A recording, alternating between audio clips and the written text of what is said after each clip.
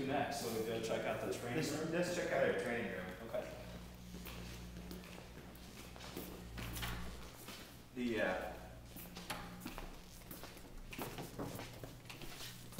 Our total staff count here at the fire department is over 50. You know, we have 15 full-time employees, about 10 part-time employees, 30 to 40 volunteer staff. So we have a relatively large organization. And this size room is intended to accommodate most, if not all, of those people. It seats about 54 totally.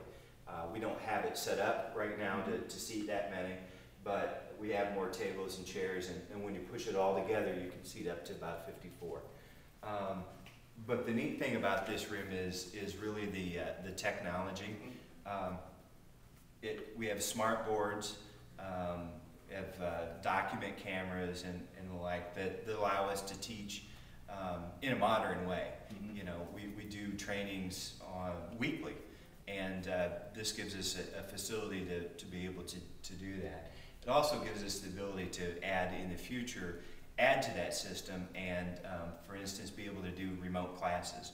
We haven't built that into it yet, but it's an easy transition. So for instance, if they were teaching a firefighter type class at ICC, we could pipe that in to here and work interactively with that instructor from a remote location.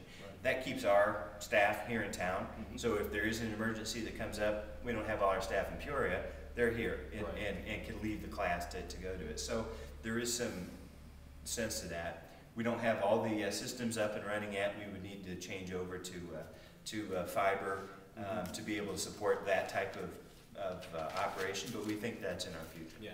Okay. With the screens and everything, you mentioned watching videos and things of that nature. What else? Yeah. What else can you guys do? Are you guys able to record your responding to an emergency? We've talked about that. We don't currently have that capability, and we've looked at using like dash cams, like a police officer might use, and being able to actually record our operations and then come back and critique them. But one of the things that we've gotten into, we do have a few programs where we fight virtual fires, meaning that the computer displays a building and you're able to do certain scenarios, and depending on how you act or react to their situations, the fire either gets better or gets worse. So it's all computer controlled, and so that's really an up-and-coming technology that allows us to get almost a hands-on training experience without being in an actual fire. Right. So we'll always have that combination of the two things, but the technology is really progressing in terms of training. On this side is in the administrative area. One of the things that's certainly new for our building is the access control. We've issued cards to all of our staff to be able to get in and out of doors, just like any other business, where security is more and more of a concern. And so this way, you know, we are a 24-hour operation. Sometimes people are coming in and out of the building at 3 in the morning, and there's not a lot of people here. So this gives us a way to you know, track movements and be sure that we're operating in a secure way. We do have certain, in fact, it even goes a step further because of some of the medications that we carry for the ambulances, and for instance, records. Those are, you know, legally protected type things. So, you know, using a card access system is one of the ways that we protect those things.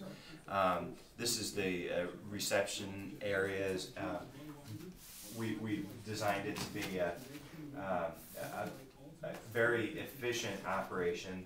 There's a records room with high density record storage right at the back here. Some people ask us, geez, you know, what a big room for records, but you have to keep in mind, because of our medical operations, we have to keep records for about 100 years for medical patients. So over time, again, they'll pile up. They already have. So you know, we've thought about those types of things. This is a meeting room that we have. We have, of course, regular staff meetings, officer meetings, and those types of things. So this gives us a space to come and sit down and discuss things. Throughout the building, you're going to see that there are a number of these types of screens, and most of them are not actually TV screens, but are status monitors. So as people come into the building, and that's our responders come into this building, especially volunteers, they can see who else is responding in. Our staff can use, the volunteers can use their phone to call in into this automated system that displays that they're responding to a call or to the station, and it tells unit information too. That system's not up and running yet either, but you know, a lot of people think that those are TVs to sit around and watch, and in fact they're not. They're providing us with information that we use to maintain response efficiency. And you mentioned the status monitors, and that being able to, you can use that, probably that would work out pretty well with volunteers, keeping track of who is responding and who isn't. Absolutely. They start making decisions based on that right away. For instance, you know, how many people are coming? If you have 2 people on the fire truck, is there 2 more coming? Then you want to wait for just a few more seconds and double the amount of people you're responding with. You know, you don't know that information otherwise. So we've used that technology to help make response decisions. And they're informed decisions rather than guesses.